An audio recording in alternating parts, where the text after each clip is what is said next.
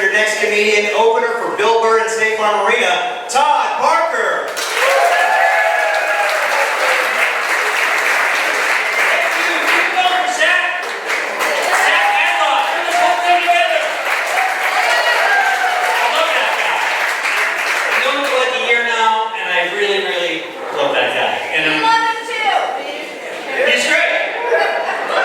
The one thing I'm jealous of is the name, Zach Hadlock.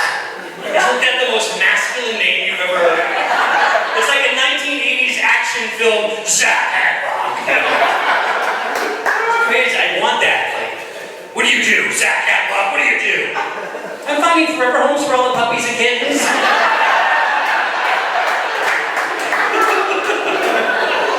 I love you, man. You know what's funny is, you can totally tell you're all dog owners. There's 170 people in here, only 5 are able to wear black. I feel your pain. I feel it. This is cool because I can do some dog stuff I haven't done in a long time. I'm going to tell you a story. Okay, so when I was young and thin in the 90s, I was meeting this girl. And have you heard women say, well, whether I'm going to hook up with a guy or not, I decide, you know, if my dog likes her. Yes, okay, so we have a couple of those here. So I met a girl, and that's what she told me. And she goes, and my dog doesn't like anybody. So we made plans. I was going to her house for dinner. I stuffed my pockets with sausages and pepperoni. I had bacon strips, and it was the 90s, so I had all these pockets. And they were all stuffed with food, right? All kinds of dog food. I get there, the dog is all over me. Like, just jumping all over me. And she's like, oh my God, he likes you. I'm like, hey, he's a good dog, good dog. I went into the bathroom, took out a dog whistle. She couldn't hear it, but the dog is like throwing himself up against the door. It's like he misses you. We've been married 21 years now.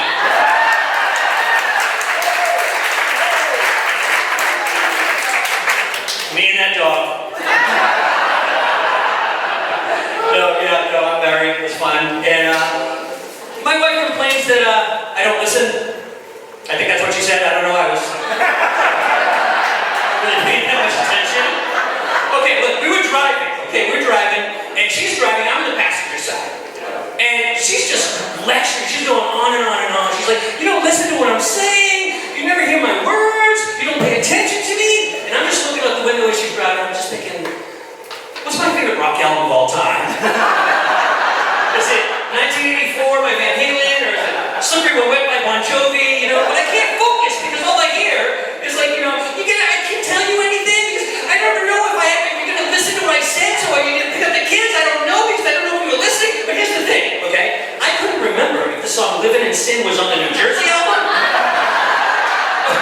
or if it was on the Slippery When Wet album. And she won't stop. She's real nightlife. She's got all ears like something, can't take it anymore, something, kind of stop, something, couples counseling. And I finally pick up my phone and I'm like, Siri, song list, Bon Jovi, Slippery When Wet. I love my wife. I'm playing with you. I love her. She's my best friend. She's my platonic best friend. We get along really well.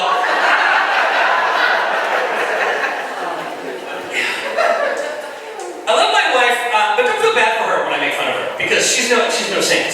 I took her to a show with me recently. When I'm doing a much longer set, I open up with a bunch of self-deprecating fat jokes about myself, right? Like 5 minutes of fat stuff I usually do. And at this particular show I brought her to, the guy who was on before me just happened to be way fatter than me. Yeah. So I leaned over to her and I said, I don't know if I should do my fat stuff. It might not work because he's fatter than me. And she looks at me and she goes, is he though?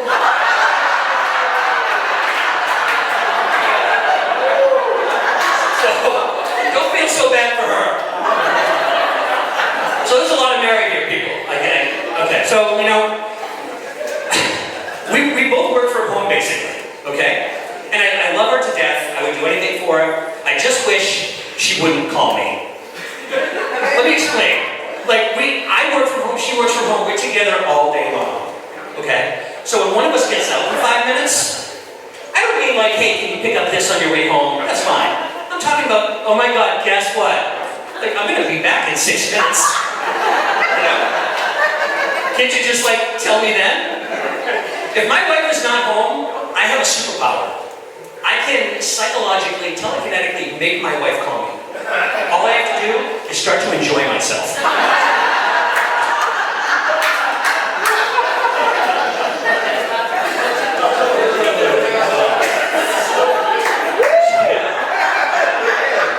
So these guys are getting in trouble. I'm sorry, guys. She bought a Roomba, and I hate it. I hate it so much. It's always going off. It's so loud. And I said, do we have to use that thing?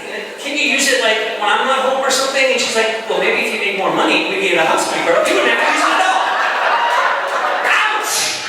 That hurts. Now, when the Roomba's going off, I don't just hear the motor. I hear all my insecurities flying out of it. It's like, you're bald, you're fat, you're gonna get diabetes. And I talk back to it like a crazy person. Shut up, you don't even know what you're talking about.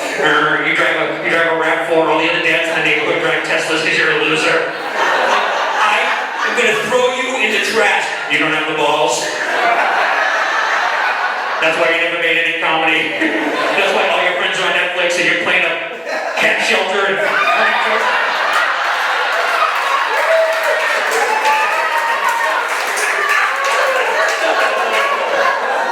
You know, but here's what happened though. We did go out to dinner, the Roomba went off, and one of the dogs pooped in the living room. And that Roomba dragged it all over the house.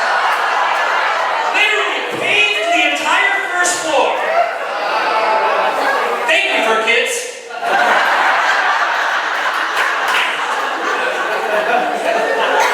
Zach, I love that. I'm going to do the catch-up. Zach told me not to do this joke.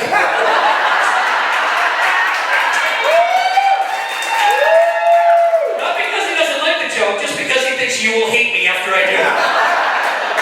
Okay, all over my neighborhood there are these signs. They're in every pole, they're in every house, okay? They litter up the whole neighborhood. They say, please help me, my cat is missing. White cat, brown spots, get found, please call Dave at 404. I mean, and my heart goes out to this person. Me more than anyone. I'm the one calling the number in the middle of the night going, meow.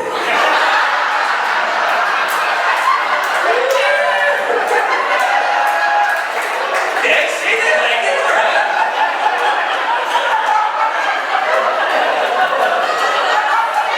Okay. Be honest now. How many of you have teenagers? What do you like better, your pets or your teenagers?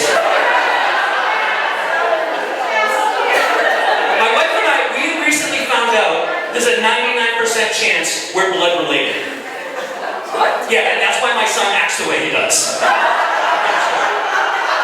He's been using the word prima donna a lot, and I'm like, he's using it out of context. I'm like, do you even know what that means? He thought it meant things that took place pre-Madonna.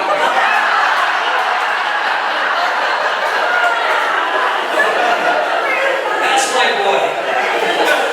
It's funny because when I didn't grow up with a lot of money. We were pretty poor. I grew up in Boston. We didn't have a whole lot of money. So when my son was born, I remember literally, he just came out. I was holding him, and I was like, "You will never go hungry, buddy. You will never go hungry. You will never miss a meal." And now he's 17, and I'm hiding food from that little bastard. He does not stop eating. All he does is eat and poop and take 3-hour showers, and I don't even know what's going on with that. And another reason to like the pets better than the teenagers, the pets aren't mean. You know, they're just not mean, they're nice. If I come in, my dog, we got 2 dogs. We've got a lab mix and a little Chihuahua terrier thing. And because I don't really think of him as a dog. He's just like this little thing, you know. He's got the paws like the Prince. He's weird. He's a weird guy. Anyway, he's got 2 cherry eyes that will not go away. Yeah. Anyway, whatever time I come in, whenever I walk into the room, those dogs act like one of those videos you see where the soldier from Afghanistan is surprising his kid at school. Every single time. I could walk out, come back in, same thing. My kids could give 2 craps. Like, if my son is watching TV in the living room and I walk in and I sit down on the couch next to him, he'll turn off the TV and leave the room without a word.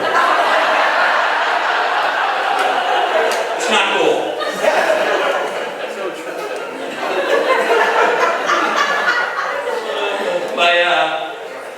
I'm gonna make fun of my sister for a few minutes. She's a drama queen. She's a total drama queen, and she thinks she's a therapist. Okay. So my dad depressed lately. And she's saying it's because his dog, Corky, had to be put down. The dog was 16 years old, and my dad had the dog since my mom passed 8 years ago, and he had the dog with my mom. So my sister, brilliant therapist that she is saying, don't you get it, Todd? It's all about the dog. That's why he's like this right now. That was his last connection to mom. And I'm like, that's funny. I thought we.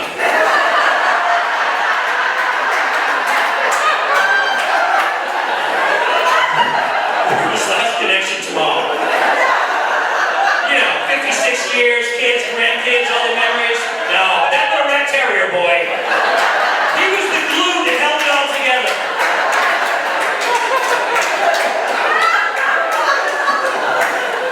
My dad's always hated me doing stand-up. To this day, he hates me doing stand-up. When I first started, I was like 21 when I started, and I was still living at home. He used to take out a couple wanted sections and tape them up to the fridge for me to sing. So I started taping up ads for nursing homes.